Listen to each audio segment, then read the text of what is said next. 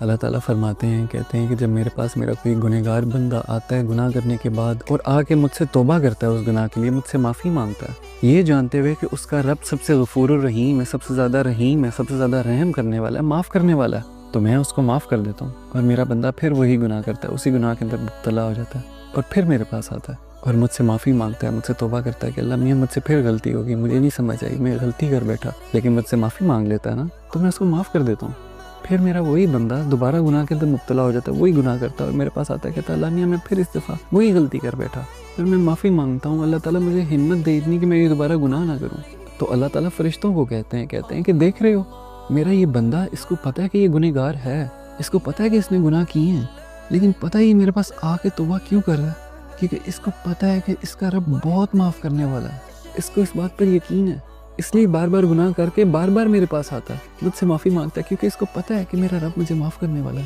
چاہے اس کے گناہ سمندر جتنے بڑے کیوں نہ چاہیں، لیکن اس کو پتہ ہے کہ اس کے وہ گناہ میرے رب کی رحیمی کے سامنے چھوٹے ہیں۔ تو فرشتوں تم گواہ رہو کہ میں نے اس کے ہر گناہ کے اوپر اس کو میں نے معاف کیا۔ اللہ تعالیٰ کی ذات کو یہ پسند ہے کہ اس کا بندہ اس سے آ کے توبہ کرے، کیونکہ اللہ کو یہ پسند ہے کہ جب کوئی بندہ غلطی کرتا ہے نا تو اللہ کے پاس جا کے معافی مانگتا ہے، اللہ کو یہ ادا بڑی پسند ہے کہ اس کے پاس اس کا کوئی بندہ آئے اور اس سے معافی مانگے۔ شیطان میں اور حضرت آدم میں یہی تو فرق ہے کہ شیطان نے غلطی کی اور اس پر اڑ گیا، پر حضرت آدم نے غلطی کی اور انہوں نے اللہ تعالیٰ سے بار بار اس پر توبہ مانگی، اللہ تعالیٰ سے معافی مانگی، یہی تو ایک فرق ہے۔